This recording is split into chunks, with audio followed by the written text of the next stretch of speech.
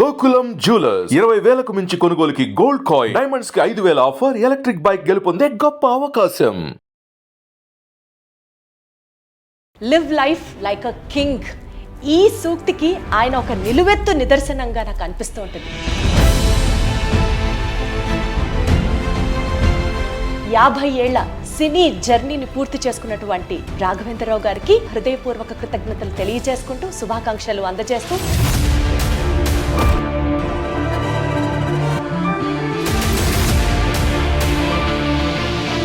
దర్శకేంద్ర రాఘవేంద్రరావు గారి సినీ ప్రస్థానంలో 150 రోజులు ఆడిన చిత్రాలు,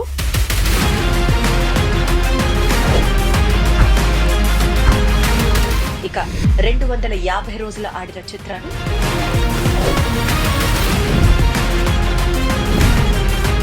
300 రోజులు ఆడిన చిత్రాలు, 365 రోజులు ఆడిన చిత్రాలు,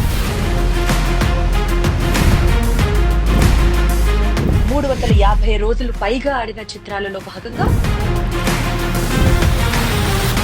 ఇక 420 రోజులు ఆడి ఆన్ టైమ్ రికార్డ్ సృష్టించినటువంటి చిత్రం రాఘవేంద్రరావు గారి సినీ ప్రస్థానంలో 110 చిత్రాలకు గాను 23 చిత్రాలు 50 రోజులు ప్రదర్శింపబడ్డాయి అనంటే సామాన్యమైన విషయం కాదు.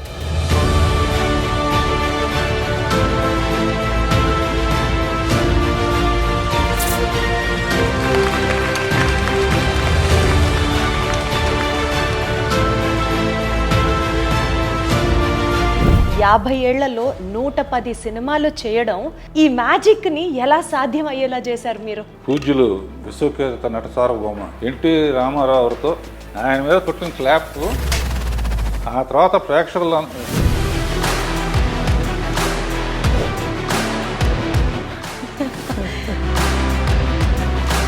ఇదంతా కూడా నేను ఏమనుకుంటానంటే మా అమ్మ నాన్నలు.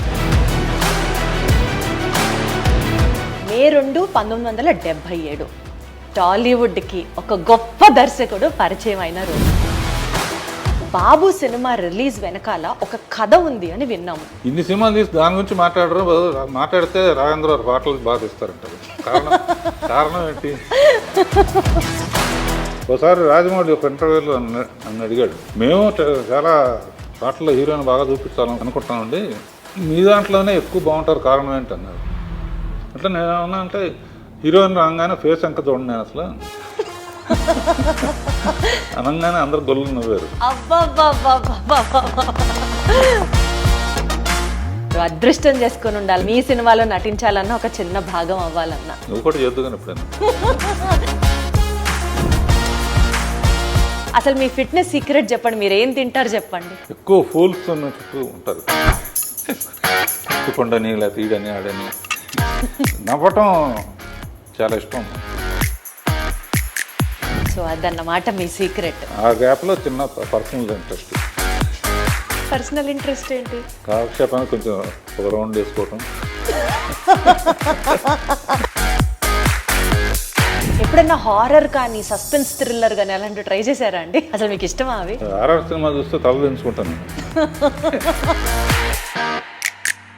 మ్యూజిక్ ద్వారా కూడా ప్రజల్ని ఒక కనెక్షన్ లోకి తీసుకొచ్చేస్తారు మీరు. ఏంటి మీకు అంత మ్యూజికల్ సెన్స్? అసిస్టెంట్ డైరెక్టర్గా ఉన్నప్పుడే 60 పాటలన్నీ పాడుకునేవాడు. నేను మా అన్నయ్య కలిసి డ్యూట్ పడేవాళ్ళం. అబ్బో, గుర్తుందా? ఏదన్నా 1-2 లైన్లు ఇప్పుడు పాడగలరా? పులి వస్తేరా ఏం చేస్తావురా అన్నయ్య అంటే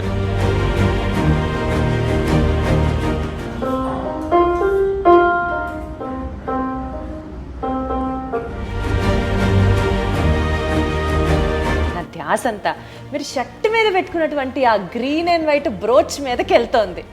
ఏంటి చెప్పండి, దాని సిగ్నిఫికెన్స్ ఏంటి, దాని బ్యూటీ ఏంటి? ఏంజల్ ఉంటే మంచిదంటారు. వాళ్ళంటే నాకు ఎంత ప్రేమో. అప్పట్లో ఈ ఇండస్ట్రీ ఎలా ఉండేది సార్? అంటే నా అదృష్టం ఏంటంటే 3 తరాలతో చేశాను. ఎల్లి ప్రసాద్ గారు అనేవారమ్మా, రాఘవేంద్ర ఎంత హైట్ వెళ్తే అంత బాధ్యత తిరుగుతుంది. రాజకీయాలలోకి మీరు రావాలి అని ఎప్పుడు అనుకోలేదా? ఆ ప్రవేశం గురించి ఎప్పుడు ఆలోచించలేదా? ఏదైనా తెలిసిన పని చేయాలని నా ఉద్దేశం. థ్యాంక్స్ టు చంద్రబాబు నాయుడు గారు.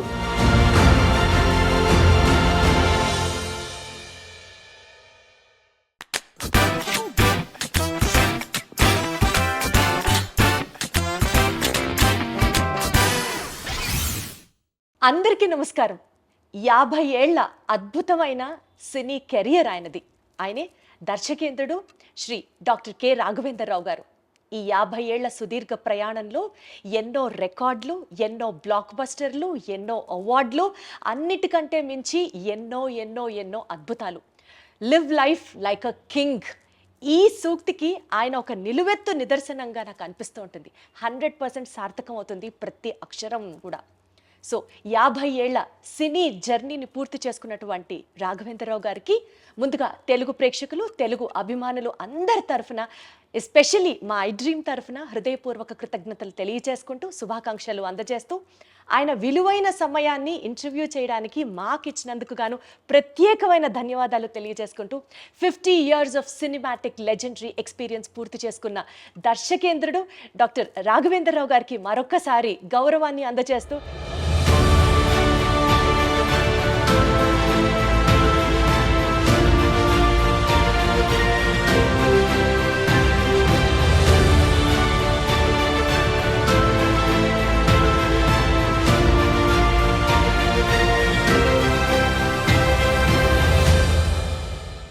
సార్ నమస్తే. ఇంటర్వ్యూ స్టార్ట్ చేయడం చాలా సంతోషంగా ఉంది. థ్యాంక్ యూ అమ్మా. ఎలా ఉన్నారు సార్?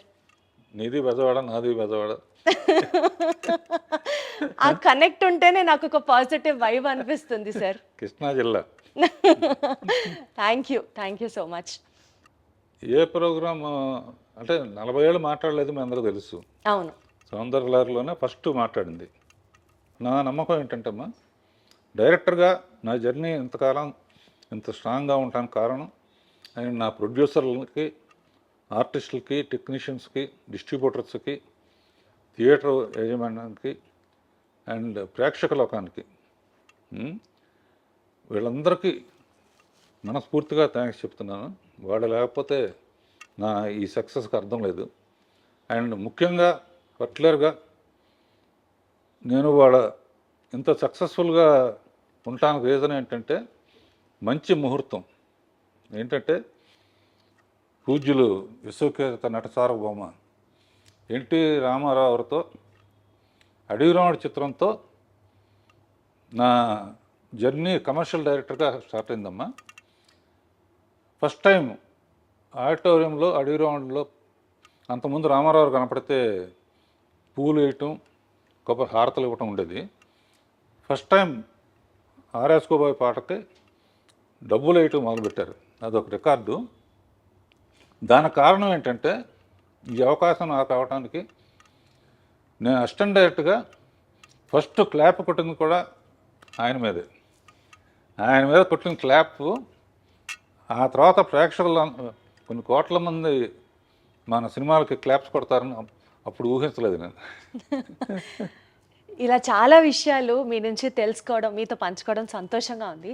ముఖ్యంగా అండి, 50 ఏళ్లలో 110 సినిమాలు చేయడం అదొక మామూలు రికార్డు కాదు. అంటే ఒక ఫిల్మ్ మేకర్గా, ఒక డైరెక్టర్గా 50 ఏళ్ళు కంప్లీట్ చేసుకున్న వాళ్ళు మేబీ హాలీవుడ్లో మనం చూసుకుంటే స్పిల్స్బర్గ్ గారి దగ్గర నుంచి, మార్టిన్ సోర్సెస్ గారి దగ్గర నుంచి ఇట్లా కొంతమంది ఉంటే ఉండొచ్చు గాక, కానీ భారతదేశంలో 50 ఏళ్లలో 110 సినిమాలు, అందులో అసలు 70కి పైగా సినిమాలు 100 days కంప్లీట్ చేసుకోవడం, 26 సినిమాలు రజతోత్సవాలు పూర్తి చేసుకోవడం, 4 సినిమాలు గోల్డెన్ జూబిలీ సెలబ్రేషన్స్ పూర్తి చేసుకోవడం, ఇవి కాక 4 సినిమాలకి మీరు దర్శకుడిగా ఒక పర్యవేక్షణ చేయడం, అసలు ఇవన్నీ ఒక మామూలు విషయం కాదు రాఘవేంద్రరావు గారు.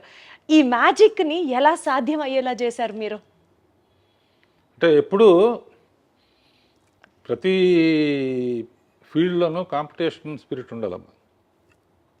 నాకు అసిస్టెంట్ డైరెక్టర్గా ఉన్నప్పటి నుంచే, అసిస్టెంట్ డైరెక్టర్ ముందు కాలేజీలో ఉన్నప్పుడు కూడా ఏంటంటే, మెడ్రాస్లో ఉండేవాళ్ళం. కాలేజీకి పుస్తకాలకి ఇచ్చిన డబ్బుని సినిమాల కోసం, తెగ సినిమాలు చూడటం కోసం ఖర్చు పెట్టేవాడిని. మా ఫ్రెండ్ పుస్తకాలతో చదివి పాస్ అయ్యాను.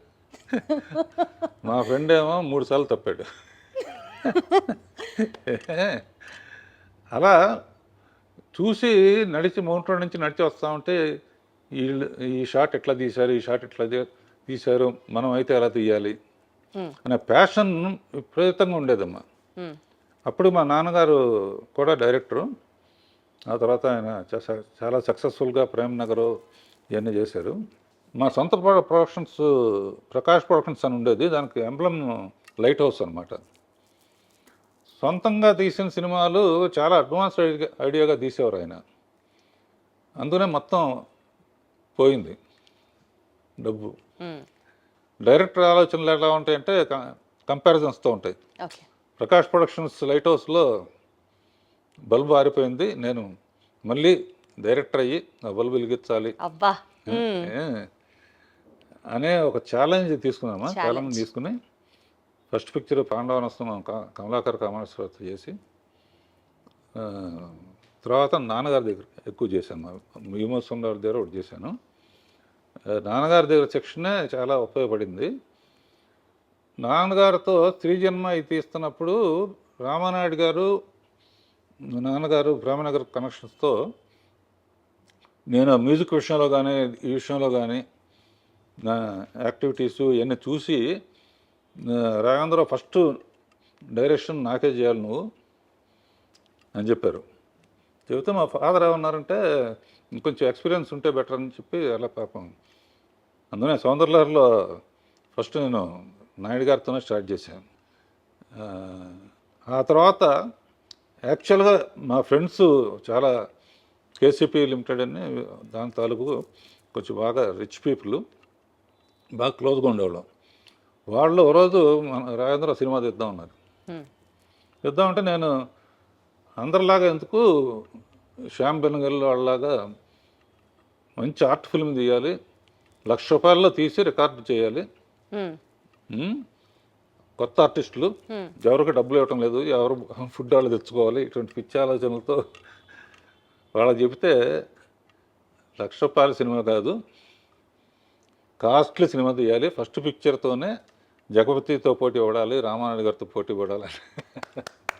సో ఒక డైరెక్టర్గా అది డిఫైనింగ్ మూమెంట్ అనమాట. అసిస్టెంట్ డైరెక్టర్ నుంచి డైరెక్టర్గా ఆ ఛాలెంజ్ని యాక్సెప్ట్ చేస్తూ అప్పటి పరిస్థితులకు తగ్గట్టుగా వండర్ఫుల్ అంటే. నేను ఏం చేస్తానో ఎలా తీస్తానో కూడా నా మీద నమ్మకంతో ఇచ్చిన ప్రొడ్యూసర్స్ మొట్టమొదట ఇచ్చిన వాళ్ళకి మర్చిపోకూడదు కదమ్మా. సార్ ఆ హంబుల్ క్వాలిటీ ఎన్ని జనరేషన్స్ మీ నుంచి నేర్చుకున్నా సరే ఇంకా చాలా తక్కువే అవుతుంది. అది May 2, 1977 టాలీవుడ్కి ఒక గొప్ప దర్శకుడు పరిచయం అయిన రోజు. బాబు సినిమా రిలీజ్ వెనకాల ఒక కథ ఉంది అని విన్నాము.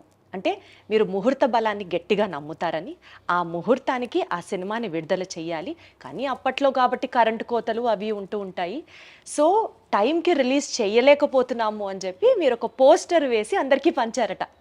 సో ఆ ఎక్స్పీరియన్స్ని గుర్తు చేస్తూ ఆ టైంలో ఎలాంటి సవాళ్ళని ఎదుర్కొన్నారు రాఘవేంద్రరావు గారు మీరు? అంటే ఒకటమ్మా, ఏప్రిల్ 28 ఒకటి, మే 2 ఒకటి, మే 9 ఒకటి, ఈ 3 సెన్సేషన్. బాబు కూడా 28 రిలీజ్ అవ్వాల్సిందే, మే 2కి వచ్చింది. Adavi Ramudu April 28 super duper hit. Baahubali April 28 2 super duper hit. May 2 నా ఫస్ట్ పిక్చరు. మే 2 అమరావతికి మళ్ళీ పుట్టినరోజు. అంటే మనం వెదవాడాలం కనుక ఖచ్చితంగా అమరావతితో కనెక్ట్ అవుతాం. రైట్. మే 9 రేపు one of my Athiloka Sundari మా అందరి ఫేవరెట్ సినిమా రిలీజ్ అవుతుంది అప్పుడు కూడా. సో ఈ 3 డేట్స్ గోల్డెన్ మెమరీస్ ఉంటాయమ్మా. అండ్ ఎప్పటి నుంచో నాకు ఈటీ చూసినప్పటి నుంచి ఫ్యాంటసీ సినిమా తీయాలని, ఫస్ట్ ఫ్యాంటసీ సినిమా డైరెక్ట్గా కొన్ని కేవరెడ్డి గారు 1-2 తీశారు, కానీ యాక్చువల్ ఫ్యాంటసీగా అక్కడి నుంచి రావటం అది అంటే అది క్రెడిట్ అనుకోవట్లేదు. రైటర్ చక్రవర్తి ఐడియా చెప్పాడు, తర్వాత జంజాల గారు, ఎండమూరి వీరేంద్రనాథ్, విజయేంద్ర ప్రసాద్, మేమందరం కలిసి అది తీసాం. రేపు 9వ తారీఖు నాకన్నా మా టీం అందరూ ఉత్సాహంగా ఉన్నారన్నమాట. అసలు మేమందరం ఫ్రెండ్స్ ప్లాన్ చేసేసుకున్నాము అక్కడ కేక్ కటింగ్కి, అక్కడ అసలు ఫుల్ హడావిడి చేయడానికి ఫుల్. అంటే ఫస్ట్ టైం ఆ సినిమాని కొన్ని లక్షల సార్లు చూసినా ఇంకా ఆ సినిమాని ఇప్పుడు మళ్ళీ థియేటర్కి వెళ్ళి చూడాలి అన్నది మాలో కూడా ఫ్యాన్స్గా కూడా బోలెడంత ఎక్సైట్మెంట్ని నింపే ఒక సినిమా అది. అదేనమ్మా ఇప్పటికీ దత్తు గారు కానీ చాలామంది జగదేక వీరుడు అవుతుందో మళ్ళీ తీయమంటారు. మ్మ్. నేనేమంటా అంటే అదే పేరు పెట్టి వేరే సినిమా తీసినా బాగుండదు. మ్మ్. అదే సినిమా తీయాలంటే మళ్ళీ కంపారిజన్ వస్తుంది. మ్మ్. ఇప్పుడు చిరంజీవి కొడుకు రామ్ చరణ్తో తీసాం అనుకో, శ్రీదేవి కూతురు జాహ్నవి డాన్స్ కపూర్ తీసాం అనుకో, మనుషులు మారారు కానీ వాళ్ళే గుర్తుకొస్తూ ఉంటారు. 100% రైట్ సార్ మీరు చెప్పింది. పైగా మ్యూజిక్ ఏమో మార్చకూడదు. మ్మ్. అంతకన్నా గొప్ప మ్యూజిక్ ఇళయరాజా గారు మహానుభావుడు. ఒకసారి ఊరిని సరదాగా చెప్తాను, ఇళయరాజా గారు నేను ఎప్పుడు మాట్లాడినా కదా, ఆయనకి ఏదో ఫంక్షన్ వస్తే ఇక్కడికి వచ్చాడు ఆయన. అందరూ మాట్లాడిన తర్వాత రాజా గారు మాట్లాడడం ముందు డైరెక్టర్ గారిని మాట్లాడమనండి రాఘవేంద్ర గారిని, నేను ఆయన మాట్లాడరంటే ఇప్పుడు అదేం కుదరదు, ఆయన మాట్లాడితే నేను మాట్లాడతాను అంటే, సార్ నన్ను క్షమించండి నేను ఎప్పుడు మాట్లాడలేదు స్టేజ్ మీద అంటే, మీరు మాట్లాడితే మాట్లాడతా లేకపోతే దిగిపోతాను. మ్మ్. అప్పుడు ఒక మాట చెప్పాను అనమాట, ఇళయరాజా గారు జగదేక వీరుడు అయితే ఆయన సంగీతం అతిలోక సుందరి అని. అబ్బబ్బబ్బబ్బబ్బబ్బ. భలే చెప్పారు. హా. అంతకన్నా 2 ముక్కల నుంచి ముగించేశారా? ఆ మాత్రం ఆ ఒక్క మాట చెప్పి ముగించేశారా? ఈ మధ్య అంటే ఇప్పుడు రంగంలో దిగాను కాబట్టి కొంచెం మాట్లాడుతున్నా. సో 1977లో బాబు సినిమా రిలీజ్ అయిన తర్వాత బాగా రికార్డ్స్, బాగా కలెక్షన్లు వచ్చాయి. అదే టైంలో ఆ స్పాన్లో కె విశ్వనాథ్ గారి జీవనజ్యోతి సినిమా రిలీజ్ అయినప్పుడు మీ సినిమా కలెక్షన్లు కొద్దిగా తగ్గాయి అని చెప్పి మీరే ఒక ఇంటర్వ్యూలో చెప్పారు. అంటే కాస్త డిసప్పాయింట్ అయ్యారు మీరు ఆ టైంలో అని చెప్పారు. సో దాని తర్వాత ఎక్స్పీరియన్స్, నా సినిమా అంటే ఇలా ఉండాలి అని ఒక స్టాండర్డ్ ఏమన్నా అనుకున్నారా మీరు? నిజంగానమ్మా నాకు విశ్వనాథ్ గారి పిక్చరు, బాపు గారి పిక్చర్ అంటే చాలా ఇష్టం. మొదట్లో అసిస్టెంట్ డైరెక్టర్ కొన్నప్పుడు ఆదర్ సుబ్బారావు పిక్చర్లు సాంగ్స్ టేకింగ్లో నా సినిమా బాగుంది 50 డేస్ వరకు బాగా ఆడుతుంది. ఈ లోపల జీవన్ జ్యోతి రిలీజ్ అయింది. నేను యాజ్ విశ్వనాథ్ గారి ఫ్యాన్ లాగా ఆ సినిమాకి వెళ్ళాను. ఎప్పుడైతే వాణిశ్రీతో ఆ సెంటిమెంటల్ పార్ట్ వచ్చిందో, zoo zoo zoo zoo zoo zoo zoo zoo zoo zoo అని పాట ఉంటుంది, ఆ పాట రాగానే ఒకటే అనుకున్నా, మన థియేటర్లో ఈ ఒక్క పాట కోసం మన థియేటర్లో వాళ్ళందరూ కూడా జూ జూ జూ అంటే విశ్వనాథ్ గారి థియేటర్కి వెళ్ళిపోతారు అని స్పోర్టివ్గా తీసుకున్నామ్మా. తీసుకుని ఆయనతో కూడా నేను షేర్ చేసుకున్నా. ఎందుకంటే అప్పటి నుంచి ఆయన అసలు ఫ్యామిలీను ఇళ్ళు ఇయ్యే తప్ప, నేనే కులుమన వెళ్ళి అక్కడికి వెళ్ళి ఇక్కడికి వెళ్ళి ఆయనలాగా తీయాలనుకునేవాడు. కానీ మళ్ళీ నెక్స్ట్ పిక్చర్కి మళ్ళీ కాశ్మీర్ అని ఇదని అదని రెస్పాన్సిబిలిటీ అంటే ఆడియన్స్కి. చాలా రోజులు రాజమౌళి కూడా ఫాలో అయ్యాడు. ఒక పెద్ద పిక్చర్ తీస్తే నెక్స్ట్ చిన్న పిక్చర్ తీసేవాడిని. అవును. బాబు తర్వాత జ్యోతి తీశాను, అడవి రాముడి తర్వాత కల్పన తీశాను. అచ్చా. అట్లా పెద్ద సినిమాలని చిన్న సినిమాలని రెండు బ్యాలెన్స్ చేయడం మీ స్కిల్. జయసుధ ఇట్లా చేసుకుంటా ఉంటే అడ్వాంటేజ్ ఏంటంటే, చాలా రోజులు రాజమౌళి ఫాలో అయ్యాడు కానీ వన్స్ మగధీరాను బాహుబలి అయిన తర్వాత ఇక అతని చేతుల్లో లేదు. చచ్చినట్టు ఇంకా పెద్ద సినిమా తీయాల్సింది. అంటే ప్రత్యేకంగా దాని వెనకాల రీజన్ ఏంటి? ఒక పెద్ద సినిమా, ఒక చిన్న సినిమా. అంటే చిన్న సినిమా అప్పుడు రాఘవేంద్రరావు సినిమా అంటారు, పెద్ద సినిమా అన్నప్పుడు ఆ పేరు ఉంటుంది. అంటే హీరో పేరు ఉంటుంది తప్పని కదా నేను చెప్పేది. మెయిన్గా అంటే రాఘవేంద్రరావు సినిమా చూడాలి, లేకపోతే దాసరి నారాయణరావు సినిమా చూడాలి. ఇప్పుడు ఏంటంటే రాజమౌళి సినిమా చూడాలి, సుకుమార్ సినిమా చూడాలి, అన్నీ అందరూ. మీ స్టైల్ ఆఫ్ ఫిల్మ్ మేకింగ్లో రాఘవేంద్రరావు గారు ఒక గ్రాండియర్ ఉంటుంది. ఒక విజువల్ స్టోరీ టెల్లింగ్ని మీరు అద్భుతంగా విజువల్స్ రూపంలో కానీ, ఫ్రేమ్ సెట్ చేయడంలో కానీ మీ మార్క్ మీదే. అదే ఇందాక మీరు అన్నట్లు పెద్ద సినిమా అయినా అద్భుతంగా ఉంటుంది, చిన్న సినిమా అయినా బీభత్సంగా ఉంటుంది. ఆ ఎక్స్పర్టైజ్ మీకు సాధ్యం అంతే. నేను నిన్న క్వశ్చన్ అడుగుతాను. జ్యోతి తీశాను, దేవత తీశాను, బొబ్బులి బ్రహ్మను తీశాను, అన్నమయ్య తీశాను, తర్వాత ఇక ఫ్యామిలీ డ్రామాలు చాలా తీశాను, చాలా ఎమోషనల్ సబ్జెక్టులు అన్నీ. ఇన్ని సినిమాలు తీసి దాని గురించి మాట్లాడితే రాఘవేంద్ర గారు పాటలు బాగా తీస్తారంటారు. కారణం ఏంటి? నువ్వు చెప్పాలి. అడు చూపిస్తావా? అలా అని కాదు, బట్ అంటే అదే నేను చెప్తున్నాను కదా, ఏ ఫ్రేమ్కి ఆ ఫ్రేమ్ స్పెసిఫిసిటీ ఉన్నా light travels faster than sound అంటారు కదా. సో కొన్ని సీన్స్, కొన్ని సాంగ్స్ ఎస్పెషల్లీ మీరు సాంగ్స్లో యూజ్ చేసే కొన్ని ప్రాపర్టీస్ అట్లా నిలబడిపోతాయి అంతే, అది వేరే లెవెల్ అంతే. అంటే అది మెయిన్ తెలివితేటలను డామినేట్ చేసి అంటే ఇంకా మా మైండ్ని డైవర్ట్ చేసేసి మీరు చూపించే ఆబ్జెక్ట్స్, ఎస్పెషల్లీ ఫ్రూట్స్ యూసేజ్ కానీ, ఎస్పెషల్లీ ఫ్లవర్స్ యూసేజ్ కానీ మీ తర్వాతే అంతే, ఇంకా అందులో తిరుగులేదు. పూజ్యులు వెంకయ్యనాయుడు గారు కూడా ఎప్పుడైనా స్టేజ్ మీద స్వర్ణభారత్ అనే అవును ఒక ట్రస్ట్ నడుపుతున్నారు. బాగా చాలాసార్లు వెళ్ళాను, బాగా నడుపుతున్నారు, బ్రహ్మాండంగా ఉంటుందని. ఆయన ఏ స్టేజ్ మీద చెప్పినా కూడా రాఘవేంద్ర సినిమా అంటే స్వర్గాన్ని నేల మీద దింపినట్టే అండి. అసలు ఒక హీరోయిన్ని ఇంత అందంగా మరి ఏ దర్శకుడు చూపించలేనంత విధంగా ఆవిడ ఎంట్రీ కానీ, మీరిచ్చే ఆ షార్ట్స్, ఆ పూలు మధ్యలో అసలు వేరే లెవెల్. రాఘవేంద్రరావు గారు అదృష్టం చేసుకొని ఉండాలంతే ఆ సినిమాలో, మీ సినిమాలో నటించాలన్నా, ఒక చిన్న భాగం అవ్వాలన్నా. నువ్వు కూడా చేద్దు కానీ ఎప్పుడైనా. ఆహా తదాస్తు, ఇది ఎప్పుడో అవుతుంది, నెరవేరాలని కోరుకుంటున్నాను నేను కూడా. అంటే ఇందాక మీరు చెప్పినట్లు ఆ జీవన్ జ్యోతి సినిమా హాల్లోంచి చూసి మీరు బయటకు వస్తూ ఉన్న తర్వాత మేబీ అదే మీ స్ఫూర్తేమో, లేడీ ఓరియంటెడ్ సినిమాలు జ్యోతి, ఆమె కథ, అమరదీపం ఇట్లాంటివి మీరు చేసినప్పుడు అప్పట్లోనే లేడీ ఆడియన్స్ని, ఫ్యామిలీ ఆడియన్స్ని కూడా టార్గెట్ చేయాలి అని అనిపించిందా మీకు? ఒక స్ట్రెచ్లో ఆ సినిమాలు తీసుకుంటూ వచ్చారు. అట్లా అనిపించే ప్లాన్ చేశానమ్మా. ఎందుకంటే జ్యోతి అయిన తర్వాత చాలామంది నాకు అన్నీ అటువంటివి ఆఫర్ చేశారు. ఆఫర్ చేస్తే నేను తొందరపడి అటు వెళ్తే ఇప్పుడు సంచి పుచ్చుకుని ఇది ఇంటర్నేషనల్ ఫిల్మ్ ఫెస్టివల్ చుట్టూ తిరిగేవాడిని. వెయిట్ చేశాను కాబట్టి అడవి రాముడు వచ్చింది. అదే కదా అసలు ఆ సినిమా కలెక్షన్లు రాఘవేంద్రరావు గారు అప్పట్లోనే 4 కోట్లు, ఇవాళ రోజున 5,000 కోట్లతో సుమారుగా అప్రాక్సిమేట్గా సమానం. అవును, జనాభా లెక్క ప్రకారంగానే. బాబోయ్, అసలు ఆ రోజులో 4 కోట్లు వసూలు చేసింది అడవి రాముడు ఫస్ట్లో. అంటే లేడీ ఓరియంటెడ్ సినిమాలు, ఫ్యామిలీ సినిమాలు చేసే మీకు అప్పట్లో ఒక మాస్, ఒక కమర్షియల్ సినిమాని తీయాలి, అప్పటి లెజెండరీ యాక్టర్ ఎన్టీఆర్ గారితో మీరు చేయడం అనేది, ఆ డెసిషన్ తీసుకోవడానికి మీకు ఇన్స్పిరేషన్ ఏంటి?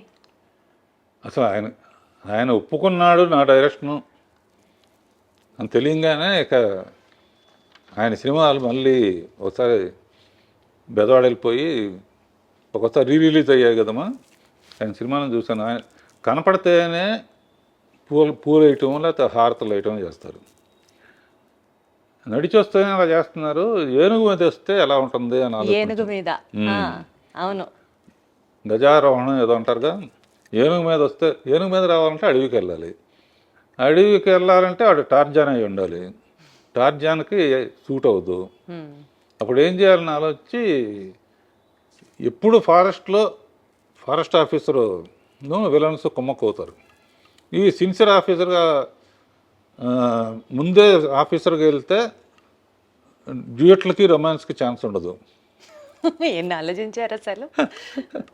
అందునే ఫస్ట్ ఎన్ని స్టడీ చేయడానికని మామూలు మనిషిగా వచ్చి అక్కడున్న ట్రైబల్స్ని వాళ్ళ వలన గొప్పతనం చెబుతూ, కొన్ని రోజులు అయిన తర్వాత నాకు భయం వేస్తున్నాను. అప్పటికి రామారావు కృష్ణుడి ఫోటోలు కానీ, రాముడి ఫోటోలు కానీ ఇళ్లలో పెట్టుకునేవాళ్ళు. ఈ పిక్చర్ మనకు ఆడకపోతే ఇక మన కెరీర్ ఏమైపోతుందన్న టెన్షన్తో కృషి ఉంటే మనుషులు దృష్టిలో అవుతారనే పాట క్రియేట్ చేసి, మీరేం తక్కువ వాళ్ళు కాదు అని చెప్పి, గొప్ప అని చెప్పి, ఏకలవ్యుడు, వాల్మీకి, రాముడిది నా కోరిక ఏంటంటే ఈ సినిమా ఆడితే సంతోషం, ఆడకపోతే మళ్ళీ ఆయన్ని చూసే కాదు. సరే రాముడు ఎట్లా ఉంటాడో మనకు తెలియదు, ఆయనలాగానే ఉంటాడు. చాలామంది అంటారు నిజంగా రాముడు ప్రత్యక్షమైనా కూడా నువ్వు కాదులే అంటారు. అంత బ్రాండ్ ఉంది దానికి, కృష్ణుడు కానీ రాముడు కానీ.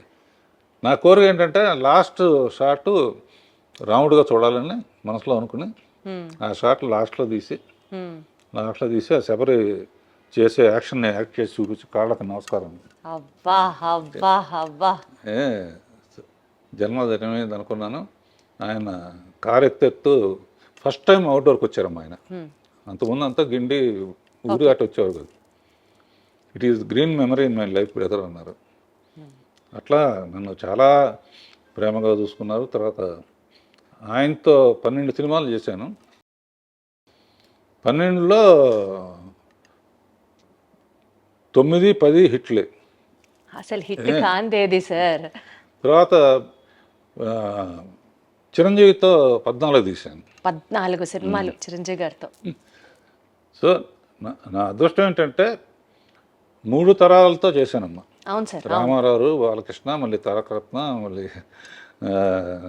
నాగేశ్వరరావు, నాగార్జున, సుమంత్, కృష్ణ, మహేష్ బాబు,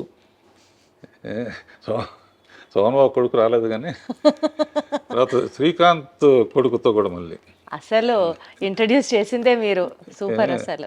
అలా ఇట్ ఆల్ డెస్టినీ అమ్మా. నేను ప్లాన్ చేసింది కాదు. People are really blessed to work with you sir. నా అదృష్టం ఏంటంటే ఇంతవరకు ఏ హీరో కూడా నా డైరెక్షన్ అంటే ఆయన వద్దులేండి అనలా. ఎవరు సార్ అనేది ఆ మాట? ఎలా సార్ అంటారు ఆ మాట? నారాయణరావు నాది చాలా మంచి కాంబినేషన్ అమ్మా. నేను మాట్లాడను కాబట్టి నా తరపున ఆయన మాట్లాడేవాడు స్టేజ్ మీద. ఆయన పిక్చర్ ఒకటి ఆడితే నేను పోటీగా ఇంకో పిక్చర్, నాకు పోటీగా ఆయన ఇంకో పిక్చర్, ఇట్లా చాలా ఫ్రెండ్లీ వాతావరణంలో జరిగిందమ్మా.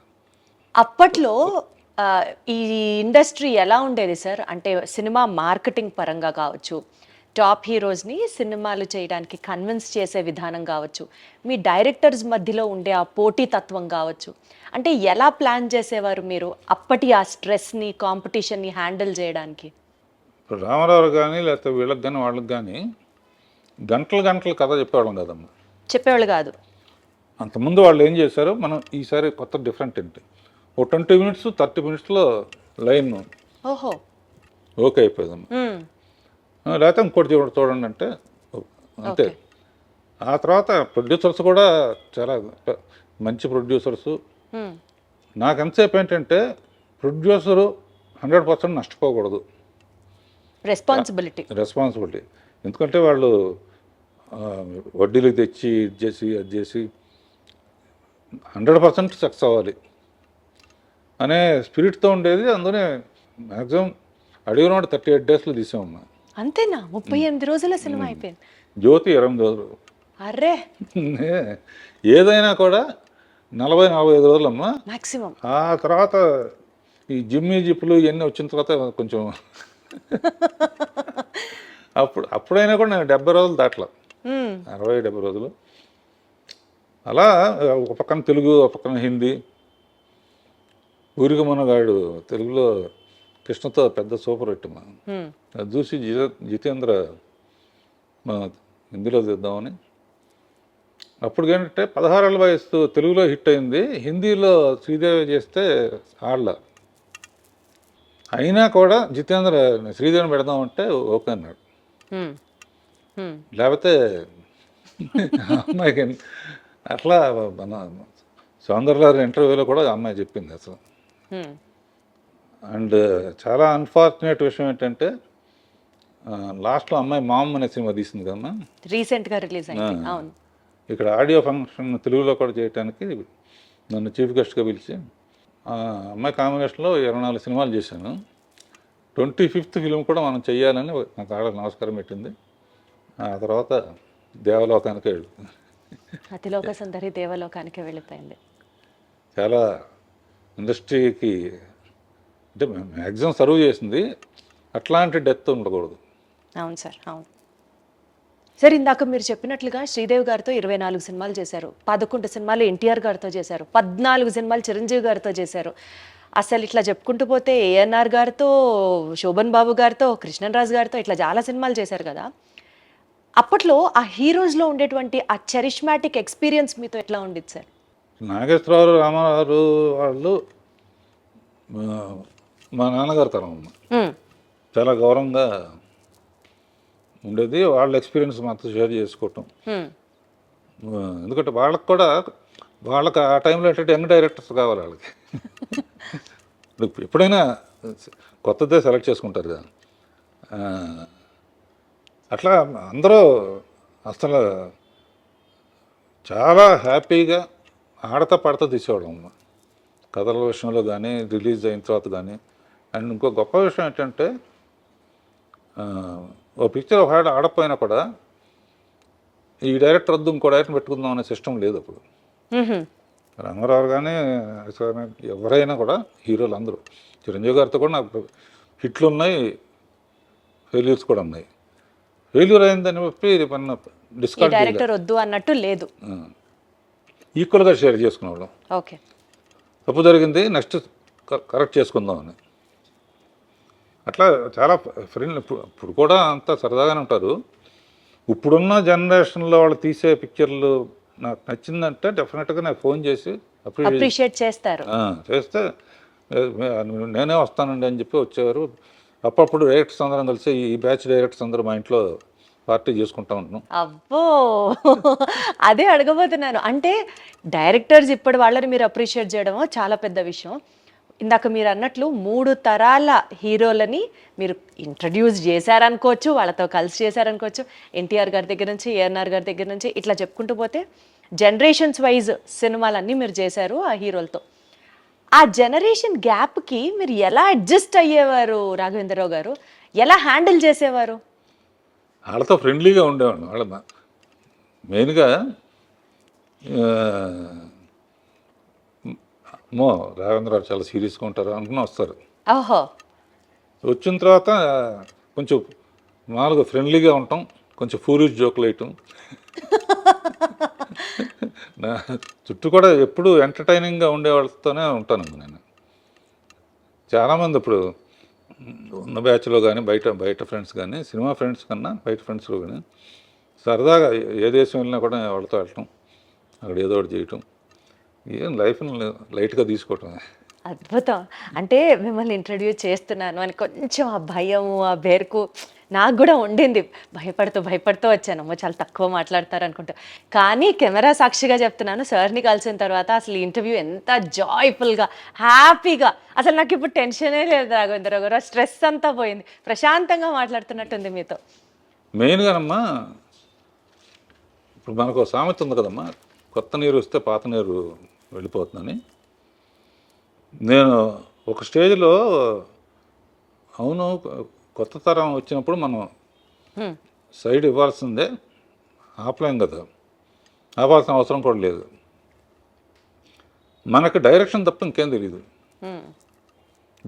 బిఏకి పెద్ద ఉద్యోగం రాదు. నెక్స్ట్ తెలిసింది ఏంటి అని ఆలోచిస్తే డ్రైవింగ్ తెలుసు. చాలా రిచ్ మ్యాన్ దగ్గర డ్రైవర్గా పనికొస్తాం తప్ప డైరెక్షన్ తప్ప ఏమీ తెలియదు. అప్పుడు ఆలోచించి అప్పుడే రామోజీరావు ఈటీవీ అన్నీ పెట్టారు. సీరియల్స్ చేసి శిష్యులకు అప్పచెప్పి రష్ చూసి అప్పుడప్పుడు షూటింగ్ దగ్గరికి వెళ్ళి మ్యూజిక్ చేసి సినిమాలాగానే ఉంటుంది అని శాంతినివాసం అని మొదలుపెట్టి రాజమౌళిని డైరెక్టర్గా పెట్టాము. ఓ, అలా మీరే ఇంట్రడ్యూస్ చేశారా? అంతకుముందు నాకు చంద్రబాబు గారు ఎలక్ట్రానిక్ మీడియా అడ్వైజర్గా నాకు అవకాశం ఇచ్చినప్పుడు రాజమౌళి, ముళ్ళపూడి వర, గంగరాజు వీళ్ళందరూ కూడా యాడ్స్ చేసేవాళ్ళు సోషల్ అవేర్నెస్ కోసం. అద్భుతంగా చేసేవాడు రాజమౌళి. అప్పుడు శాంతినివాసం కథ అనుకుంటే అతనే మొత్తం కథని అవుట్లైన్ చెప్పాను. అతను 1000 ఎపిసోడ్లకు సరిపడా. సో అప్పుడప్పుడు సెట్కి వెళ్ళేవాడిని. నేను అనుకున్న చెప్పిన తర్వాత రష్ వచ్చిన తర్వాత చూస్తే నేను చెప్పిన దానికన్నా బాగా తీసేవాడు.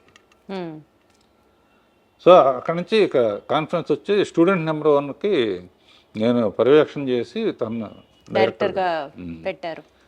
పెట్టినప్పుడు ఊరినే అతను సక్సెస్ఫుల్గా 2-3 సినిమాలు అయిన తర్వాత ఆర్కే నుంచి వచ్చావు కదా, నీకు ఎప్పుడు వీలుంటే అప్పుడు డబ్బులతో నాకు పని లేదు, నీకు ఎప్పుడు వీలుంటే అప్పుడు నాకు కూడా ఒకటి చేయంటే ఆఖరికి బాహుబలి అని గిఫ్ట్గా ఇచ్చాడు అనమాట. అద్భుతం. నేను మా అల్లుళ్ళు కలిసి తీసాం. మ్మ్. సో ఇప్పుడు అంటే ఇప్పుడు సరే ఆ తరం అయిపోయింది. సీరియస్ తరం ఇప్పటికీ జరుగుతుందమ్మా. 25 ఏళ్ళ నుంచి ఆ సీరియల్స్ అన్నీ కూడా ఒక స్టాండర్డ్, ఒక క్వాలిటీకి ఒక నిదర్శనం లాగా తీస్తున్నారు మీ బ్యానర్ నుంచి వచ్చేటువంటి ఆ సీరియల్స్ కానివ్వండి. తర్వాత మా అన్నయ్య కోరిక మీద ఆర్కే ప్రొడక్షన్స్ అని పెట్టి ఫస్ట్ చేస్తే నందమూరి రామారావు బ్రాండ్ ఉండాలని చెప్పి బాలకృష్ణ అడగానే బాలకృష్ణ హ్యాపీగా మా డేట్స్ అడ్జస్ట్ చేసి ఇచ్చాడు. మ్మ్. అలా ఆర్కే బ్యానర్లో మా అన్నయ్యతో అల్లరమగుడు, అల్లరిపోయాడు, కొన్ని ఫెయిల్ అయినా కొన్ని సక్సెస్ఫుల్గా. అండ్ మా అన్నయ్య గారి పిల్లలు మా పిల్లలు అందరూ కలిసే పెరిగారు కనుక అంతా జాయింట్ ఫ్యామిలీ లాగా. సక్సెస్ఫుల్ జాయింట్ ఫ్యామిలీ అంటే మీరు ఎక్కడి నుంచి వచ్చారంటే రాఘవేంద్రరావు గారు, ప్రాపర్గా ఆ ఫ్యామిలీ ఎథిక్స్, బాండ్స్, లైఫ్లో కొన్ని వాల్యూస్ ఇవన్నీ పాటిస్తూ ఈ స్థాయికి వచ్చారు కాబట్టి మేమందరం ఇవాళ రోజున అంత గౌరవంగా, గర్వంగా మీ వైపు చూస్తాం. That's all because of your brought up, మీ వాల్యూస్, మీ ఎథిక్సే ఇవన్నిటికీ కారణం అనిపిస్తుంది నాకు. మిమ్మల్ని ఇలా కలవడం, ఇంటర్వ్యూ చేయడం అసలు నాకు వేరే లెవెల్గా ఉంది. మీ సినిమాలో చాలా వేరియేషన్స్ ఉంటాయి. యాక్షన్, డ్రామా, కామెడీ, రొమాన్స్, జానపదం, మైథాలజీ, ఇలా చెప్పుకుంటూ పోతే లిస్ట్కి కామా కామా కామా యాడ్ చేసుకుంటూ వెళ్ళాలి. వీటిల్లో మీకు బాగా నచ్చిన జానర్ ఏది? నాకు అన్ని జానర్స్ ఇష్టం అమ్మా. ఏది చేసినా సిన్సియర్గా చేస్తాను. అసలు కామెడీను గ్లామర్ లేకుండా అసలు ఆలోచన అసలు ముందు. కామెడీ, గ్లామర్ లేకుండా సినిమా ఉండదు అసలు. ఎందుకంటే జస్ట్ అబ్జర్వ్, అన్నమయ్య సినిమాలో కూడా 2 క్యారెక్టర్స్ని పెట్టి గుండు హనుమంతరావు బ్రహ్మానందని పెట్టి, అంటే తర్వాత మోహన్ బాబు, సేఫ్టీ అంటే అన్నీ ఉండాలి అనే ఒక స్ట్రాంగ్ బిలీఫ్ అమ్మా నాకు. రాఘవేంద్రరావు గారి సినిమా అంటే ప్రేక్షకుడికి ఫుల్ మీల్స్ అంతే. అది మెయిన్ ఉద్దేశం అమ్మా. ఎప్పుడన్నా హారర్ కానీ, సస్పెన్స్ థ్రిల్లర్ కానీ అలాంటివి ట్రై చేశారా అండి? అసలు మీకు ఇష్టమా అవి? ఆర్ఆర్ సినిమా చూస్తే తల దించుకుంటాను నేను. అది దెయ్యం వస్తుందని తెలియగానే డాన్ మ్యూజిక్ రాగానే ఇట్లా చూడండి అనమాట. ఆ సౌండ్ అయిపోయిన తర్వాత లేస్తాను. ఊరిని శాంపుల్కి వేటగాడిలో ఒట్టి నిజం హారర్ కాదు, ఒక బంగ్లాలో నుంచి నేను వేయడం ఇది పాటలాగా ఇది పువ్వులు పూయిన తోట అని ఫైనల్ కాదు, అక్కడ మదరే విడిపిస్తాడని. అంతకన్నా ఇంకా అంతకన్నా హారర్ జోన్లోకి వెళ్ళారు అసలు. అది చూడండి, అసలు థియేటర్కి వెళ్తాను, అది ఆ ఎపిసోడ్ వచ్చినప్పుడు మొట్ట తల తెంచుకుంటాను అన్నమాట. అదొకటి. గొంతులో క్యాన్సర్, సిగరెట్లు ఏమన్నా కూడా తల ఉంచుంటారు. సో అసలు అలాంటివి కూడా చూడరు, అంటే ఏదైనా అన్ప్లెజెంట్ అనిపించింది అసలు చూడరు యూజువల్గా. బాధ వేస్తుంది, వచ్చింది ఎంటర్టైన్మెంట్ కోసం. Got it.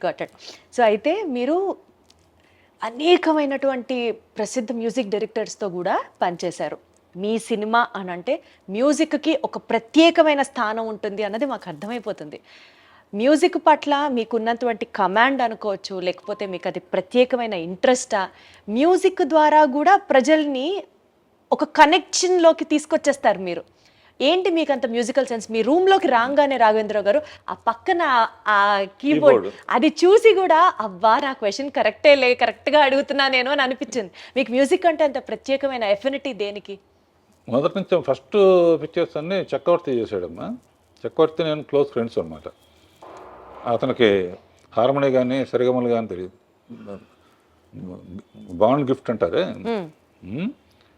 ఏ లైన్ ఇచ్చినా కూడా ట్యూన్ కట్టేస్తారన్నమాట. సో చక్రవర్తితో జర్నీ మ్యాక్సిమం 30-40 సినిమాలు చేసామమ్మా. తర్వాత మహాదేవన్ అన్నారు.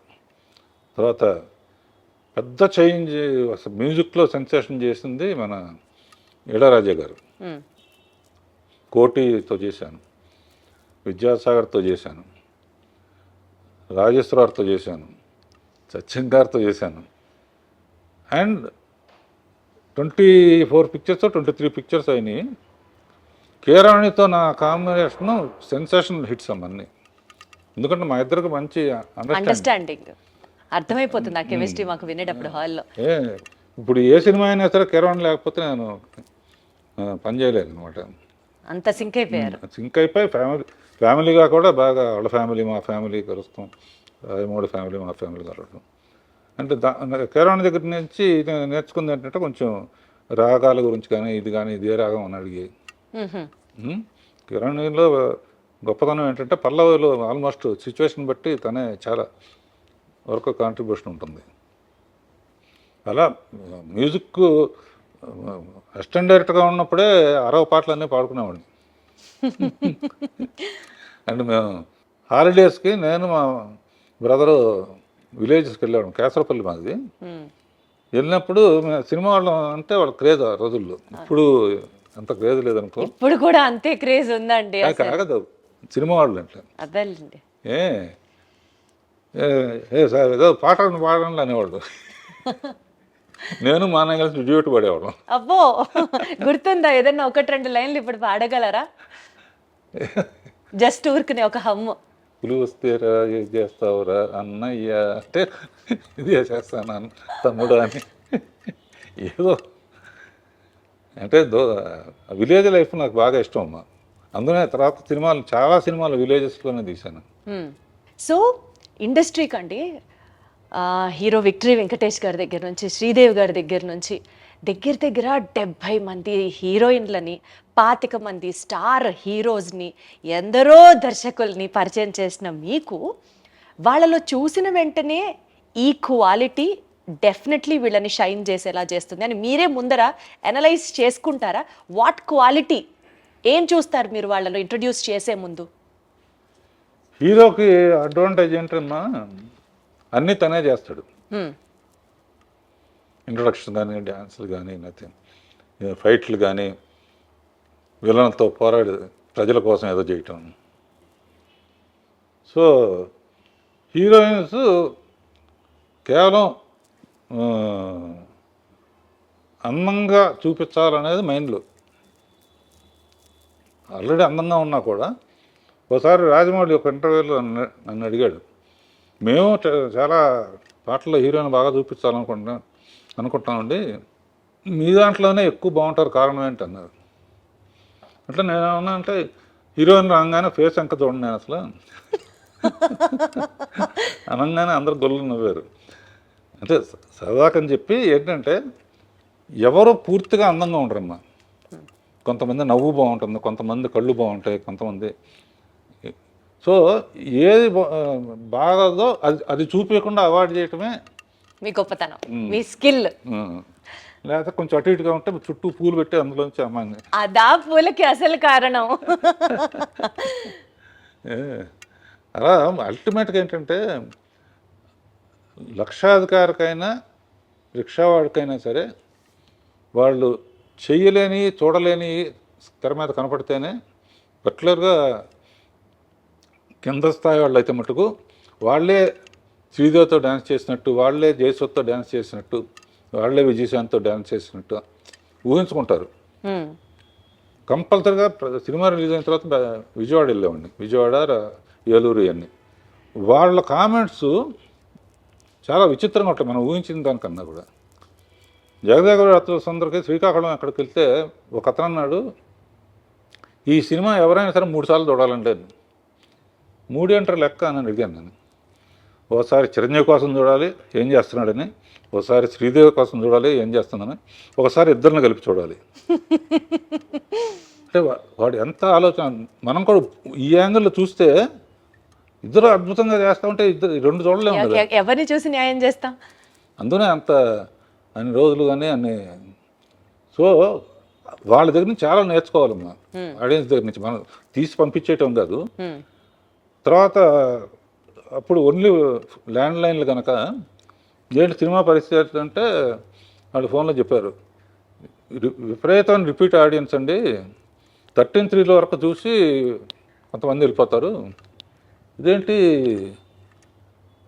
డబ్బు టికెట్ కొని 13:3 వెళ్ళిపోవటం ఏంటి అన్నాను.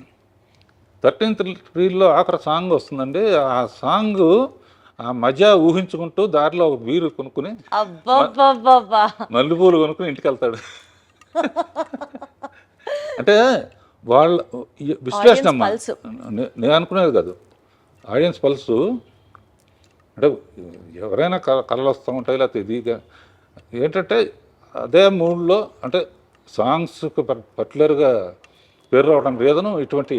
Got it sir. అలాంటి ఎలిమెంట్స్ ని మీరు ఎక్కువ ఫోకస్ చేసేవాళ్ళు, ఆ దృష్టి ఎందుకంటే ఆలోచించేవాళ్ళు.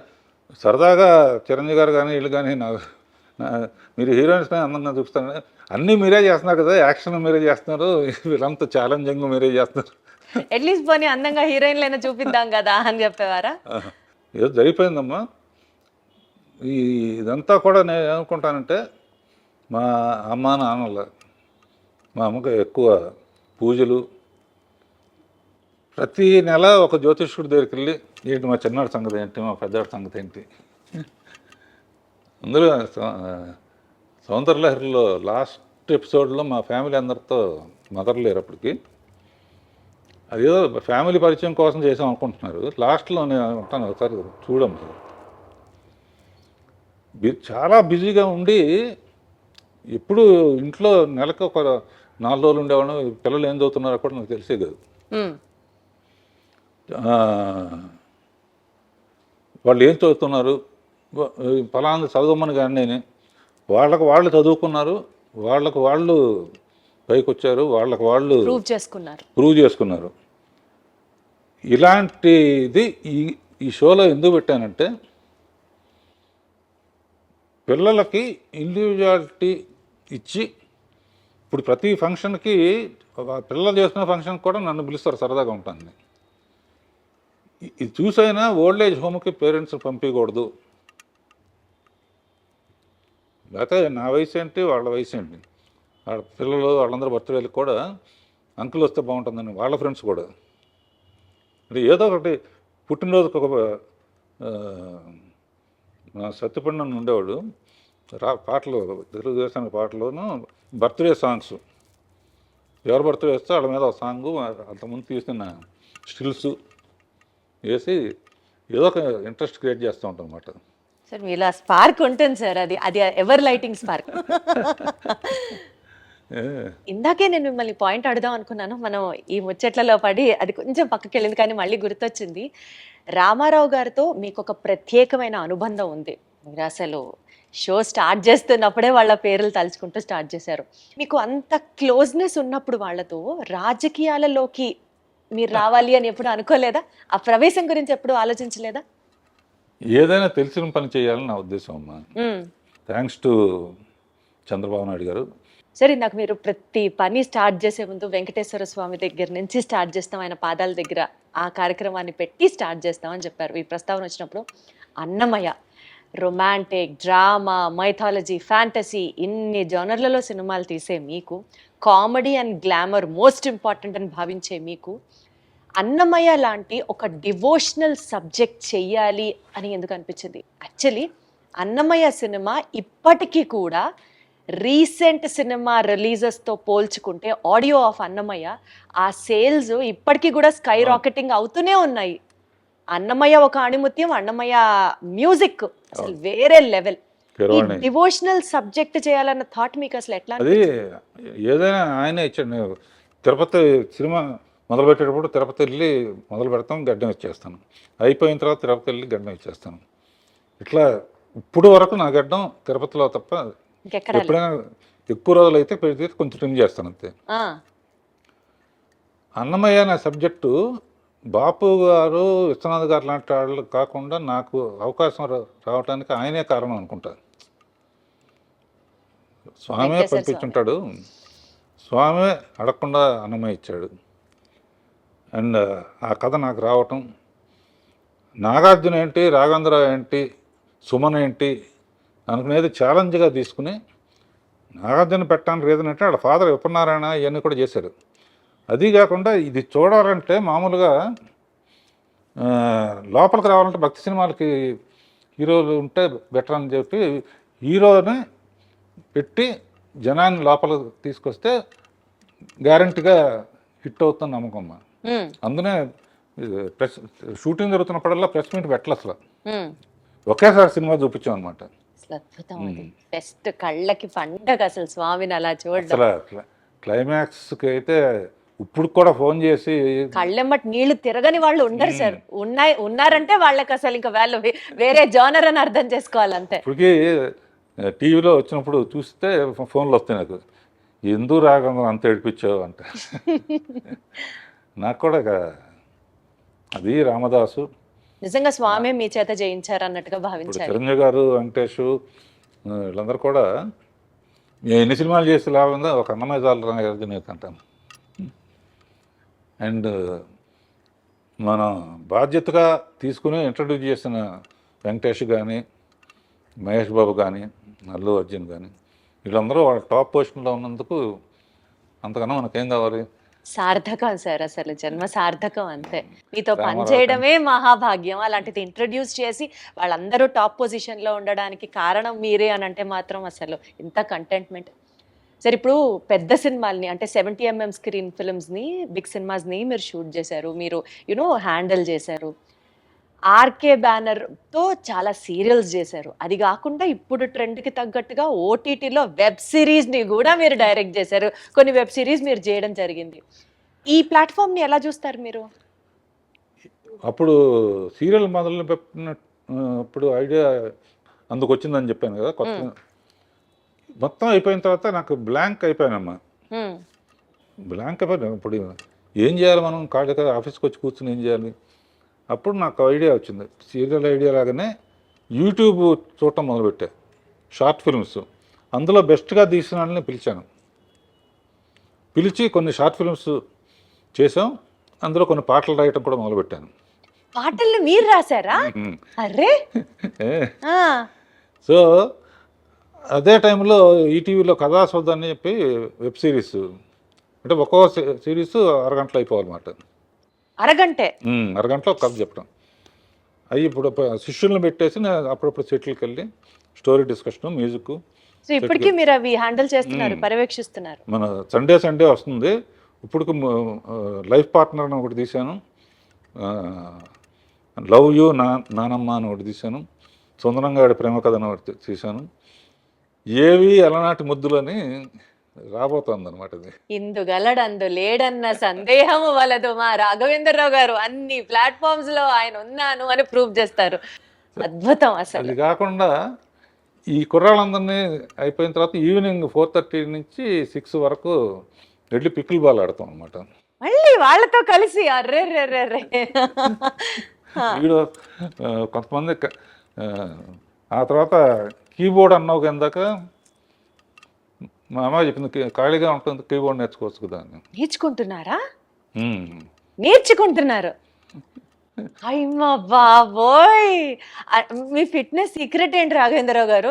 ఎప్పుడు ఆ స్మైల్, ఇన్ని యాక్టివిటీస్, చాలా జోష్ఫుల్గా ఉండడం, సరదాగా ఉండడం. అసలు మీ ఫిట్నెస్ సీక్రెట్ చెప్పండి. మీరు ఏం తింటారు చెప్పండి.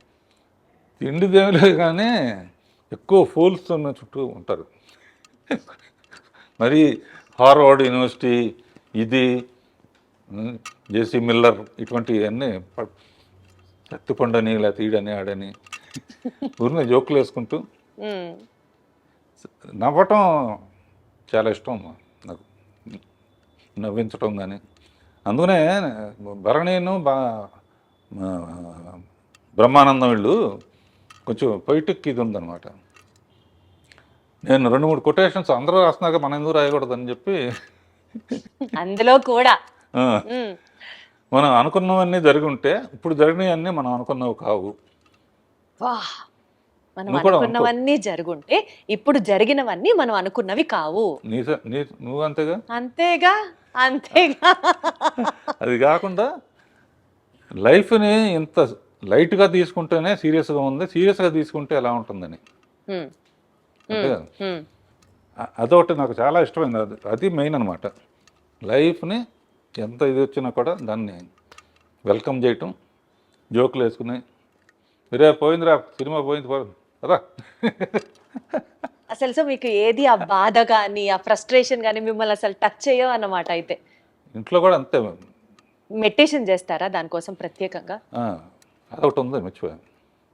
పొద్దునే ఓ రోజు స్విమ్మింగ్ పూల్, ఓ రోజు పిలాటే, రోజు స్ట్రెచ్చింగ్ ఎక్సర్సైజ్, ఈవినింగ్ యోగ నిద్ర అండ్ మెడిటేషన్. ప్రతిరోజు పికిల్ బాల్ అవగానే స్నానం చేసి 40 minutes మెడిటేషన్. సో టైముని అలా విభజించుకుంటా. పని లేకపోతే నాకు ఏదో చెయ్యికి అలా ఆడదంటారే. అందుకనే మీరు ఆ 16th ఇయర్ దగ్గర ఆగిపోయారు రాఘవేంద్రరావు గారు. ఇంకా అసలు ఏజ్ ముందుకి రాలేదు అంతే.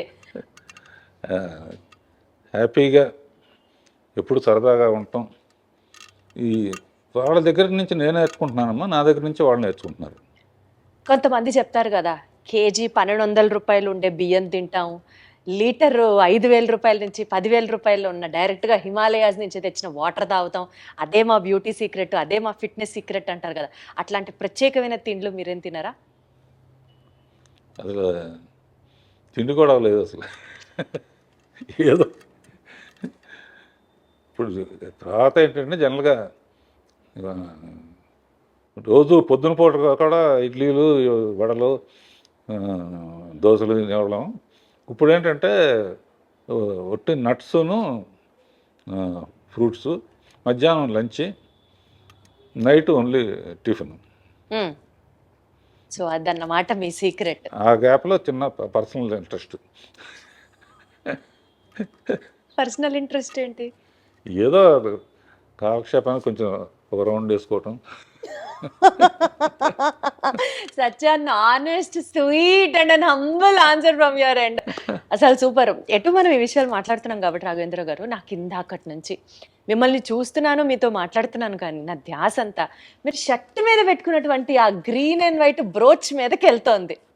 అసలు అది ఎంత క్యూట్గా ఉందంటే ఏంటి చెప్పండి, దాని సిగ్నిఫికెన్స్ ఏంటి, దాని బ్యూటీ ఏంటి? ఇది మా అమ్మాయిలు ఏంజల్ ఉంటే మంచిది అంటారమ్మా. ఏంజల్ ఇళ్లలో కూడా ఏంజల్ బొమ్మ పెడితే చాలా, లేకపోతే నువ్వు కూడా పెట్టుకో ఇంట్లో. ఇది పెట్టుకో అని చెప్పి మా పిల్లలు ఇచ్చారు. ఇది వాళ్ళు ఇచ్చిందంటే నాకు వాళ్ళంటే నాకు ఎంత ప్రేమో, ఇది అంటే అంత ప్రేమ అనమాట. దీంతో చాలామంది అడుగుతారు, ఇది ఎక్కడ పోతుందో అని చెప్పి 2-3 ఒక్కోసారి పడిపోవచ్చు కదా. ఒకటి మట్టుకు అందరూ 2-3 ఎప్పుడూ పెట్టుకుంటాను. ఒకటి మట్టుకు ఎక్కడ పడాలో అక్కడ పడుతుంది. గొప్ప వ్యక్తి అక్కినేని నాగేశ్వరరావు నిర్యాణం చెందినప్పుడు అన్నపూర్ణ స్టూడియోలోనే ఇది చేశారు. ఫైర్ లాస్ట్ రైట్స్ అన్ని అక్కడ చేశారు. నాగార్జున ఎక్కువ ఎమోషనల్ అయితే నేను గట్టిగా కావాలని ఇంటికి వచ్చి చూస్తే ఇది లేదు, అందులో పడిపోయింది అనమాట. అందుకనే ఎప్పుడు సేఫ్టీకి దానికి నేను చాలా హ్యాపీగా ఫీల్ అయ్యాను. ఒక గొప్ప వ్యక్తికి ఇలా అనేక మెట్టు మీద మెట్టు. ఎల్వి ప్రసాద్ గారు అనేవారమ్మ. అంటే ఆయన సినిమాలో చైల్డ్ ఆర్టిస్ట్గా కూడా చేశాం. నేనంటే బాగా ఇష్టం ఆయనకి. రాఘవేంద్రరావు సినిమా పెద్ద హిట్ అయిందని వాళ్ళ అబ్బాయి చెప్పాడు అనుకో, రాఘవేంద్రరావు ఎంత పైకి వెళితే ఎక్కడ ఇది పడిపోకుండా చూడటం ఉండడం బాధ్యత. పడిపోకుండా చూడటం, ఎంత హైట్ వెళ్తే అంత బాధ్యత పెరుగుతుంది. అట్లా is a beautiful journey all over. ప్రత్యేకంగా అండి, సీనియర్ ఎన్టీఆర్ గారితో మీరు చేసిన ప్రతి సినిమాలో ఆడియో బ్లాక్ బస్టర్ హిట్ అంతే. చక్రవర్తి గారు మ్యూజిక్ అనుకోవచ్చు, లేకపోతే వాట్ ఎవర్, కారణాలు ఏంటో మీరే చెప్పాలి. కానీ అసలు ఆ పాటలకి మీరు దగ్గరుండి రాయించుకునేవారా, లేకపోతే ఎన్టీఆర్ గారే రాసేవారా? అసలు ఏంటి ఆ మ్యాజిక్? యాక్చువల్గా అమ్మా, ఇందాక చెప్పినట్టు రామారావు పిక్చర్ రాగానే ఎట్టి పరిస్థితుల్లో సక్సెస్ చేయాలి అన్నది ఒక అప్పటికేంటంటే నాగేశ్వరరావు డ్యాన్స్లు అంటే బాగా విపరీతంగా స్టెప్పులు విజిల్స్ చేసేవాళ్ళు. రామారావుకి అంత సాంగ్స్ అప్పుడు మిగతా వర్షిప్ ఉండేది, కానీ ముందు అది కూడా కవర్ చేయాలని చెప్పేసి నా బిలీఫ్ ఎప్పుడు సాంగ్ హిట్ అవ్వాలన్నా ఇది చెప్తున్నా దాని లీడ్ సీన్ బాగుండాలి. సో సాంగ్స్లో ఆయన ఫెయిల్ అవ్వకూడదు అనుకుని ఆరేసుకోబోయే పారేసుకున్నానని అడవి రౌండ్ల పాట నాగన్ గారు మ్యూజిక్. ఆ పాట అప్పుడు ఏంటంటే హీరో కోసం పరిగెత్తుకుంటూ వస్తుంటే నీళ్ళలో పడిపోతుంది. ఆయన వచ్చే లోపల ఆరేసుకోవాలని చెప్పి లీడ్ అలా తీసుకున్నా. తీసి ఈ లోపల ఆయన వచ్చేస్తున్నాడు. ఆడియన్స్ ఎంత మంచి వాళ్ళు అంటే వస్తామంటే చీర ఎగిరిపోయింది. చెట్టు నుంచి చారేసుకోపోయి పారేసుకున్నానంటే ఏళ్ళలో డబ్బులు అంటే టేక్ ఆఫ్ ఉంటేనమ్మా. అక్కడి నుంచి ఇక పాటల్లో కూడా ఆయన కూడా అందులో కృషి ఉంటే మనుషులు ఋషులు అవుతారులో ఎన్లైట్మెంట్ ఆఫ్ సోషల్ ఇది ఒక మోటివేషన్ సాంగ్. తర్వాత కోకిలమ్మ పెళ్ళికి అనేది. తర్వాత మేజర్ చంద్రకాంత్ పుణ్యభూమి నా దేశం పాట. అసలు మేజర్ చంద్రకాంత్లో పుణ్యభూమి నా దేశం ఎక్కడికి వెళ్ళినా సరే ఆగస్టు 15న జనవరి 26న ఈ పాట ప్లే అవ్వకుండా భారతదేశంలో ఎక్కడ ఉండదు అంతే. అదిను ఆయన అందులో కూడా అన్ని గెటప్పులు శివాజీ అల్లు సీతారామరాజు.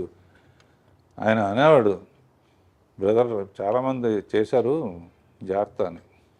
అంటే అల్లు సీతారామరాజు కట్టబొమ్మను కూడా ఇచ్చాం కదా, శివాజీ గణేష్ చేశారు. కమిట్మెంట్ అంటే ఆయన గెటప్లన్నీ ఆయన గద తయారు చేసిన అన్ని డిజైన్ ఆయన వస్తాడు. ఎన్టీఆర్ గారే డిజైన్ చేసేవారా? బాగా ఆ ఇప్పుడు సాంగ్లో చూసి తెలుస్తుంది. ఘటబ్రహ్మ గెటప్ సంకెళ్ళతో మొత్తం ఇట్లా బంధిస్తుంటే దాన్ని చీల్చుకొని నడవాలి ఆయన. మన ప్రొడక్షన్ వాళ్ళు ఉంటాయి, కారులో కంఫర్టబుల్గా ఉండదని ప్రొడక్షన్ తెప్పించుకుని టిఫిన్ క్యారియర్లో నింపుతామే, అందులో ఎక్కొచ్చాడు ఆయన. ఎక్కొచ్చి ఇట్లా దిగితే అట్లా ఓ బెంగళూరు ప్యాలెస్లో తీసాం, ఎవరు కట్టాలిరా పన్ను. అమ్మో ఇక ఆయన టాపిక్ సౌందర్యలో టాపిక్ వచ్చినప్పుడు నేను తట్టుకోలేక ఏడ్చేసాను. ఇప్పుడు కూడా లైట్గా మీ కళ్ళు చెమరుస్తున్నాయి, అర్థమవుతుంది. అంటే నాకు ఆయన లేకపోతే అసలు అంటే అంత బాగా చూసుకున్నారు. నేను అందుకనే చెప్తున్నా కదా, ఫస్ట్ ఆయన మీద క్లాప్ కొట్టడమే నాకు నా ముహూర్తం అంటారే, గొప్ప ముహూర్తం అన్నమాట నా జీవితానికి. అందుకనే ఆయన దేవుడిలాగా జీవితంలో మర్చిపోలేని. అద్భుతం. మీరు అలాగా ఇప్పటికే తలుచుకుంటూ సందర్భం వచ్చినప్పుడు అల్లా ఆయనకి కృతజ్ఞతలు చెప్పడం అంటే మీ గొప్పతనం అంతే. పాటల ప్రస్తావన వచ్చింది కాబట్టి శ్రీదేవి గారితో మీరు 24 సినిమాలు చేశారు. అసలు మీరు చేసినటువంటి హిట్ సాంగ్స్ గురించి మాట్లాడుకుంటూ వెళ్తే ఒక ఎపిసోడ్ మొత్తం దాని గురించే చేయాలి. But one of my favourites కానీ ఈ జనరేషన్లో కూడా ఈ ఇన్స్టాగ్రాము, ఫేస్బుక్, యూట్యూబ్లో రీల్స్ అని చేస్తూ ఉంటారు. ఇప్పటికీ ఎవర్ ట్రెండింగ్ సాంగ్ సిరిమల్లె పువ్వా. అసలు ఎంత బాగుంటుందో ఆ పాట. ఈ పాట వెనకాల ఉన్నటువంటి కొన్ని జ్ఞాపకాలని పంచుకోండి సార్. శ్రీదేవిది హిస్టరీ అమ్మా, ఎవరికి జరగనే. మా ఫాదర్ పిక్చర్లో చైల్డ్ ఆర్టిస్ట్, నేను అసిస్టెంట్ డైరెక్టర్. నిద్రపోతా ఉంటే షార్ట్ రెడీ అని చెప్పి ఎత్తుకుని తీసుకొచ్చి యాక్ట్ చేయించాడు. ఒకసారి కొన్ని నాకు ఇచ్చేసేవారు ఆయన, నువ్వు చేసురా అని. మౌంట్ రోడ్లో అమ్మాయి రోడ్డు దాటు అడవడిగా రావాలి. నేనేంటి మనకు ఛాన్స్ దొరికింది బాగా తీయాలని చెప్పి అప్పుడే లైట్స్ వచ్చినాయి అనమాట. నేను ఇట్లా ఊపుతాను, నువ్వు పరిగెత్తుకొచ్చే అన్నాను. లైట్లు గ్రీన్ పడింది, ఊపాను. కార్లలో వస్తాయి, ఆ సెన్స్ పోయింది. అయ్యో, లక్కీగా ఆ షాట్ కూడా అందులో ఉంటుంది. జస్ట్ ఎడ్జి తగిలి పడిపోయింది. పడి అన్కాన్షియస్ అయిపోతే ఎత్తుకుని నాకు జైలు ఇవన్నీ కనపడి అనమాట. అయ్యో, ఏమవుతుందా, ఏ రిస్క్ అవుతుందా. అలా స్టార్ట్ అయ్యింది. ఆ తర్వాత పెద్దమ్మాయి అయిన తర్వాత ఫస్ట్ అటు ఇటుగా ఉన్నాయి. తమిళ్ 14-15 బాగా. సో దానికన్నా బాగా తీయాలన్న ఛాలెంజ్తో ఆ సిరిమల్లె పువ్వ పాట ఒరిజినల్లో కూడా భారతరాజు గారు చాలా బాగా తీశాడు. నేను ఇందులో నా ఇది బొప్పాస్కాయ దానికో ఏ ప్రోగ్రాంకి వెళ్ళినా కూడా కంపల్సరీగా నాకు ఆనందం ఏంటంటే శ్రీరామనవమికి రామదాస్ పాటలు వేస్తారు, కొండ మీద అన్నమయ్య పాటలు వేస్తారు. ప్రోగ్రామ్స్లో ఆగస్ట్ 15th అంటే మేజర్ చంద్రకాంత్ పాటలు వస్తాయి. సిరిమల్ల పువ్వ అబ్బనీతేందబ్బా. అసలు ఆ పాట గురించి మీరు చెప్పద్దు. బ్లూ కలర్, నేను చిరంజీవి గారి బర్త్డే సెలబ్రేషన్స్ది ఒక ఈవెంట్ హోస్ట్ చేశాను. ఆ ఈవెంట్కి వెళ్ళేటప్పుడు నా కాస్ట్యూము శ్రీదేవి గారి కాస్ట్యూము, బ్లూ చీర, బ్లూ బ్లౌజ్, ప్లెయిన్ అనమాట. ఎగ్జాక్ట్గా అబ్బనీతి అని దెబ్బ నాకు అది కళ్ళ ముందర ఉంటుంది. నాకే కాదు, చాలా మందికి వీరాభిమానులు ఉన్నారు ఆ పాటకి. అలా పాటకి ఛాలెంజ్ అమ్మ. మా పెరటి చేమ చెట్టు అదొకటి మర్చిపోలే. గిరవాణి లేకపోతే నేను మ్యూజిక్ చేయలేను అనే ఫీలింగ్ వచ్చేసుకున్నాను. ఈ 50 years బ్లాక్ బస్టర్ ఇయర్స్గా మాకు అందించి మీ మొత్తం ఎక్స్పర్టైజ్ కానివ్వచ్చు, మీ స్కిల్ కానివ్వచ్చు, సినీ రంగంలో మీరు పెట్టినటువంటి, మీరు చూపించినటువంటి, మీరు చేసినటువంటి సర్వీస్ మాకు బోలెడన్ని ఎక్స్పీరియన్స్ని మిగిల్చడంతో పాటు సార్, ఎంత ఎదిగినా ఒదిగి ఉండాలి అన్న ఒక నేచర్, అండ్ మోస్ట్ ఇంపార్టెంట్లీ లైఫ్ని సీరియస్గా తీసుకోకుండా సరదాగా తీసుకుంటే అంతకంటే బ్యూటీ ఇంకొకటి లేదు అన్నది చెప్తూ, రెస్పాన్సిబిలిటీతో పాటు మోస్ట్ ఇంపార్టెంట్లీ మీరు పెట్టినటువంటి హార్డ్ వర్క్ నెక్స్ట్ జనరేషన్స్కి డెఫినెట్లీ ఒక ఇన్స్పిరేషనల్ పర్సనాలిటీగా మీరు నిలుస్తారు, ఉండిపోతారు మా మనసుల్లో. మరొకసారి మీకు శుభాకాంక్షలు తెలియజేసుకుంటూ thank you so much Raghavendra garu. Thank you అమ్మా. Thank you audience. ఐ డ్రీమ్కి థ్యాంక్ యూ.